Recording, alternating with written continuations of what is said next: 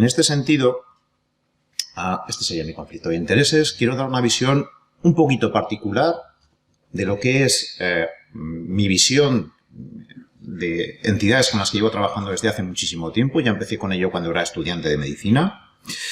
Y quiero ser crítico porque casi siempre que se habla de enfermedades minoritarias se habla de la visión general, y la visión general es una visión de números, y a mí me gustaría no hablar de números.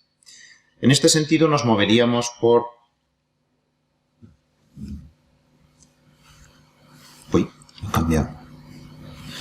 Nos moveríamos por... Bueno, da igual. La Unión Europea, ¿de acuerdo? Pero mi visión particular es esta. Ya decía William Harvey que no hay mejor manera para avanzar en la correcta práctica de la medicina que dar a nuestras mentes el descubrimiento de la ley natural mediante el cuidadoso estudio de los casos y formas más raras de enfermar. Fijaros, siglo XVII. Y esta sería la primera idea con la que me gustaría que nos fuéramos todos los que estamos aquí. Es una oportunidad para aprender medicina al trabajar con enfermedades minoritarias. En segundo lugar, mi visión particular.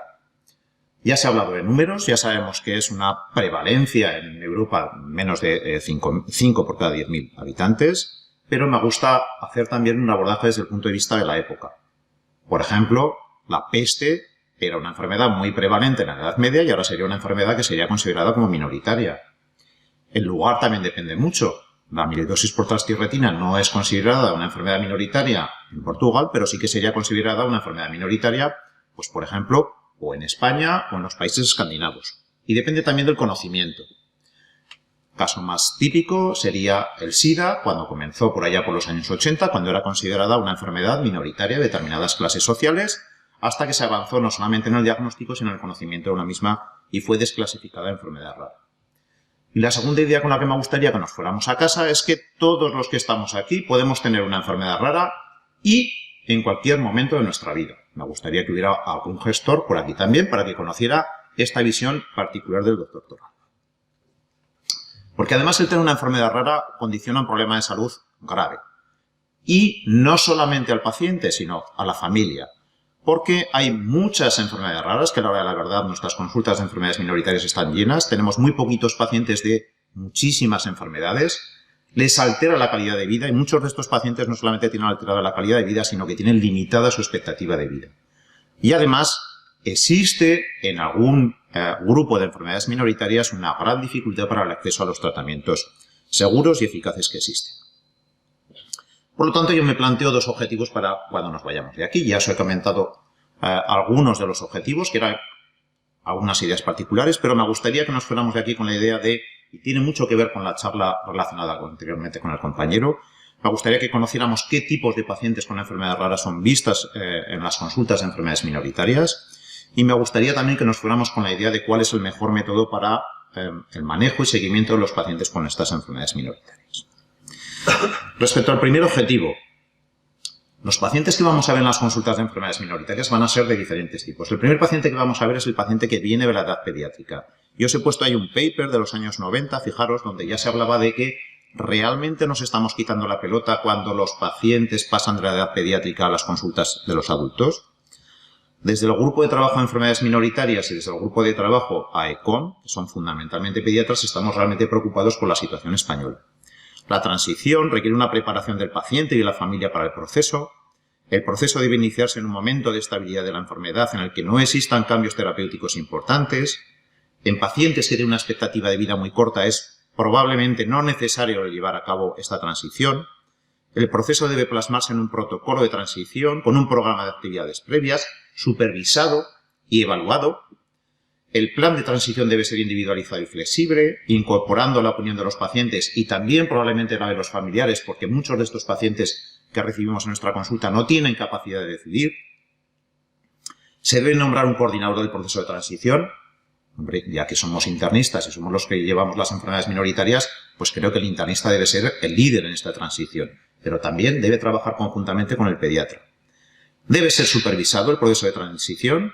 Y el pediatra debe ser responsable de realizar un informe de alta. No vale con hacer un volante de colaboración, mandarnos al paciente diciendo este paciente tiene esto, te lo paso. Y por supuesto se deben monitorizar los objetivos alcanzados durante el proceso de transición. respecto a una charla que me ha gustado mucho acerca de cómo se aproximan los pacientes o las personas pregrado, incluso algunos de los progrado, incluso estudiantes. Nosotros realizamos un trabajo fin de grado hace muy poquito tiempo, la doctora Elena Aura, que era residente, y evaluó el proceso de transición de pacientes con enfermedades minoritarias en toda España. Y llevamos a cabo el proyecto teniendo en cuenta únicamente el punto de vista médico. Fijaros bien, los que contestaron desde el punto de vista de medicina interna, el grupo del GTN, y los que contestaron desde el punto de vista de pediatría, AECON, nos dijeron que aproximadamente el 50% de los que habían contestado la encuesta no estaban satisfechos o estaban muy insatisfechos con los 20 ítems que nosotros habíamos planteado. Os he puesto aquí 3 ítems, pero podríamos llegar hasta 17 más. En este sentido, la transición es algo que nos preocupa y que probablemente tengamos que mejorar. Pero vamos a recibir pacientes en las unidades de enfermedades minoritarias que necesitan una buena transición. El segundo tipo de pacientes serían aquellos que ya están diagnosticados. Los pacientes con neurofibromatosis tipo 1 en mi hospital estaban ahí abandonados, no los veía nadie, de vez en cuando los veía algún dermatólogo, de vez en cuando los veía... Bueno, nosotros nos dimos cuenta de que muchas de las mujeres que acudían a la consulta nuestra cuando empezamos a ver los pacientes con neurofibromatosis tipo 1, porque nos juntamos con los dermatólogos y decimos que había que verlos, pues muchas de ellas tenían cáncer de mama. Hablamos con los genetistas y ahora mismo en el cribado de genética de las pacientes con cáncer de mama entra el gen de la neurofibromatosis tipo 1. Y este otro paciente sería un paciente de los que llevaban en la consulta los compañeros de cirugía vascular. Yo trabajo en cirugía vascular, soy internista de enlace. Y bueno, pues ahí estaba el hombre sangrando y sangrando y sangrando. Y os querría comentar que tenemos el concepto de que las enfermedades minoritarias cuestan mucho dinero desde el punto de vista del tratamiento, pero este paciente está tratado con una pastilla cada 8 horas de propanolol, cuyo tratamiento vale aproximadamente 1,5 € al mes. Y en este sentido, sí que me gustaría que nos fuéramos de aquí con otra idea también muy importante. Y es que cuando diagnosticamos un paciente con la enfermedad que sea minoritaria o no, muy probablemente haya otras muchas personas que estén afectadas también dentro de la familia. Aquí os he puesto un pedigrí. Es muy importante el pedigrí, pero podríamos haber puesto pedigrí de cualquier otra familia. Esta es especialmente llamativa.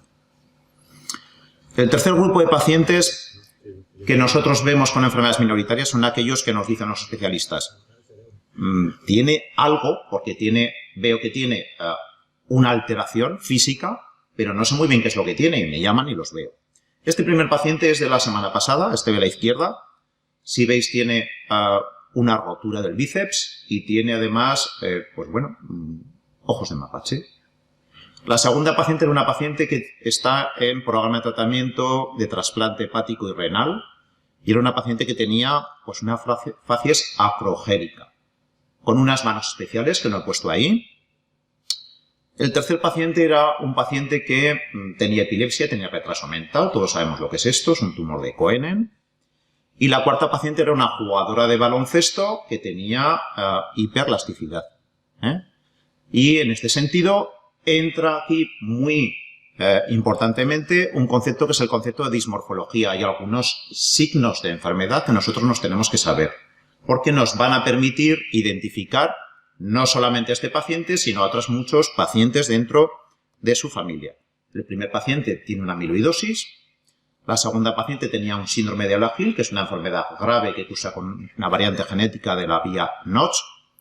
El tercer paciente tenía una esclerosis tuberosa y la cuarta paciente obviamente tenía un Marfan. No solamente lo tiene ella, sino que lo tienen sus 2 hijos. El cuarto grupo de pacientes que vamos a ver son aquellos que tienen sospecha de que algo raro tiene, pero no tengo ni idea y no tiene alteración morfológica. Os pongo un ejemplo característico. La paciente de la derecha es Noemí. Noemí era una paciente que habían visto los compañeros de enfermedades autoinmunes, la habían estudiado, habían descartado que tenía una enfermedad autoinmune. Me dijeron, Miguel Ángel, por favor, échale un vistazo porque no sabemos bien lo que tiene, pero me la mandaron con esta fotografía. Cuando vi a la paciente, por supuesto, lo que me dio la pista fue el pedigrí familiar y esta paciente tenía familiares que tenían sordera y tenían además alteraciones renales. Busqué bibliografía, las bases de datos con las que yo me manejo fundamentalmente son Orphanet y también OMIM, y en la bibliografía encontré alguna paciente española que tenía una alteración en el gen COL 4A3, es un tipo de colágeno que se expresa en las células de la membrana renal y se expresa también en algunas células del oído. Y esta paciente tiene un síndrome que se denomina Fakunais, de herencia autosómica dominante, de tal manera que hemos podido llevar a cabo no solamente consejo genético, sino selección embrionaria, de tal manera que ha tenido un bebé recientemente sin que esté afectado. Este otro paciente, el de la izquierda, estaba en cirugía vascular, era un paciente que había tenido aproximadamente 30 ingresos en los últimos 10 años, había sido etiquetado de POC, pero no había sido nunca fumador ni había tenido exposición a tóxicos. Este paciente tenía estas úlceras que vimos en junio de 2017 y no iban bien. Y decidieron ingresarlo en cirugía vascular y me llamaron. Cuando yo lo vi estaba agudizado, emitió un esputo herrumbroso y pensé que podía tener un Aspergillus. Efectivamente tenía un Aspergillus en esputo, tenía Aspergillus en el cultivo que realicé de la úlcera y tenía también Aspergillus en sangre. Miré a ver si tenía algún proteinograma, el paciente no tenía ningún proteinograma, le realicé un proteinograma, tenía una banda aproximadamente de 6% de las gamma-globulinas y realicé un estudio de inmunoglobulinas. Este paciente está diagnosticado de una inmunodeficiencia variable común, es un paciente joven que no ha vuelto a ingresar desde que iniciamos tratamiento con inmunoglobulinas. Este sería el cuarto tipo de pacientes, son aquellos pacientes que tienen una cosa que se denomina serendipia. Serendipia es un churro. Es una suerte que he tenido o una desgracia que he tenido, pero yo no he ido a buscar esto y me lo he encontrado. Estábamos el doctor Pérez Calvo y yo de guardia. Un día había un anatomopatólogo que sabía muy bien la enfermedad de Gaucher y nos llamó diciendo: estoy viendo células de Gaucher, por favor bajar y echar un vistazo a esto. Y efectivamente era un paciente en el que confirmamos que tenía una enfermedad de Gaucher, pero que desgraciadamente le habían quitado el bazo, aunque los cirujanos habían sido muy avispados y le habían hecho una biopsia hepática encontrando células de Gaucher. Pero si llega un paciente a nuestra consulta de enfermedades minoritarias o a nuestra consulta general y tiene una enfermedad rara en cualquiera de las circunstancias anteriores, enhorabuena, probablemente sea un genio, probablemente sea una persona de referencia, pero realmente tengo un marrón. En este sentido, podemos preguntar a expertos, aunque yo soy muy contrario a utilizar la opinión de expertos. A mí no me gusta. La mayor parte de los que se consideran expertos en este mundo de las enfermedades minoritarias son personas que ha puesto ahí la industria farmacéutica. Probablemente podamos buscar en Internet también algunas bases de datos, pero si realmente lo que queremos hacer es identificar el mejor método para el manejo y seguimiento de estos pacientes con enfermedades minoritarias, yo os propongo trabajar en equipo. Como muy bien se ha comentado anteriormente, si nosotros tuviéramos que definir qué es un equipo multidisciplinar, tendríamos la definición. La definición es un grupo de personas, de miembros, que tiene una actividad complementaria con experiencia, cualificaciones y herramientas que contribuyen a lograr una serie de objetivos específicos para una organización. Pero nos dice también, por favor, ir a mirar lo que es la definición de equipo multifuncional. Y aquí tenemos la clave, trabajar conjuntamente. Los primeros ejemplos de éxito del abordaje multidisciplinar parten del cáncer de mama en mujeres. Los Estados Unidos de América se dan cuenta que en determinados centros, cuando se aborda esto desde el punto de vista multidisciplinar, las mujeres no solamente se curan más, sino que viven mejor y es coste efectivo el abordaje desde el punto de vista multidisciplinar. Esto se publicó ya en los años 90 en la revista Nature. Se publica además que los principios de un cuidado multidisciplinar tienen que tener una serie de claves: trabajar en equipo, comunicarnos, conocer las opciones terapéuticas, conocer los estándares y llevar a cabo información y participación de los pacientes. Y se plantea además la necesidad de llevar a cabo una serie de actividades desde el punto de vista multidisciplinar. Estas 5 actividades serían aquellas que optimizarían el manejo de un paciente con una enfermedad rara. En primer lugar, realizar un correcto diagnóstico mediante una historia médica y familiar detallada. En segundo lugar, esto no siempre es fácil, llevar a cabo consejo genético. Muchas veces se nos critica, para gente que desconoce, que hacemos estudios genéticos. Los estudios genéticos pues muchas veces aportan muchísima información muy relevante. Y las mutaciones, voy a intentar demostrar aquí que son importantes también el conocerlas. ¿Para qué quieres saber qué mutación tiene si ya sabemos qué es lo que tiene? Tiene un diagnóstico. En tercer lugar, hay que cuantificar el fenotipo. Veremos ahora cómo se puede cuantificar. En cuarto lugar, hay que plantear los objetivos terapéuticos y en quinto lugar, intentar individualizarlos. ¿Cómo realizar un correcto diagnóstico mediante una historia médica y familiar detallada? Pues para algunas enfermedades como las lisosomales, por ejemplo la enfermedad de Gaucher o la enfermedad de Pompe, hay un gol estándar, que es determinar la actividad enzimática que nos falta en los leucocitos de la sangre periférica o en cultivos de fibroblastos.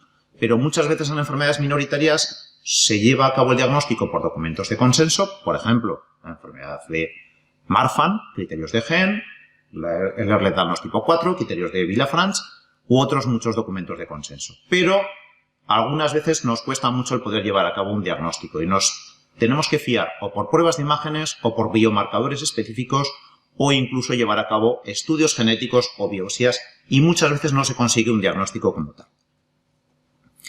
Sí que es muy importante y quiero incidir en ello y me gustaría que nos lleváramos este día también del análisis de segregación familiar. Si yo no tengo claro qué es lo que tiene un paciente y hago un análisis de segregación familiar, en dependencia del patrón de herencia que salga, puedo descartar miles de enfermedades.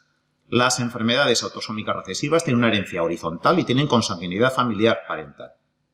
Las enfermedades ligadas al cromosoma X, aunque no es cierto lo que voy a contar, afectan a los hombres, la transmiten las mujeres, aunque las mujeres se saben que por el fenómeno de leonización también pueden producir fenotipos intermedios. ¿De acuerdo? Muy importante llevar a cabo el análisis de segregación familiar, el pedigrí. En segundo lugar, el consejo genético. ¿Son importantes las mutaciones? Pues ya he hablado de la neurofibromatosis tipo 1. Pero la neurofibromatosis tipo 1 es el ejemplo clásico, a pesar de que en muchas enfermedades se dice que no existe correlación entre el genotipo y el fenotipo, de que aquí sí que lo existe. El gen que codifica o que produce la neurofibromatosis tipo 1 es el gen NF1, que codifica una proteína que es la neurofibromima y que es un gen contrarregulador de un oncogen que es el KRAS. En este sentido, cuanto más grave es la mutación en el gen NF1, mayor gravedad fenotípica van a tener estos pacientes y estos pacientes se nos mueren por cáncer. En este sentido, el estudio de la correlación genotipo-fenotipo es importantísimo en estas enfermedades, sobre todo en aquellas que lo tienen. Tradicionalmente, por opinión de expertos, se ha hablado de que no existe mucha correlación entre los genotipos entre unas enfermedades y otras. A la hora de la verdad, esta mayor parte de estudios provienen de los Estados Unidos de América, donde se hacen en determinadas poblaciones que muchas veces no tienen que ver con la nuestra. En este sentido hay que ser crítico con la literatura. Pero llevar a cabo un diagnóstico genético nos permite poner en marcha una serie de actividades preventivas.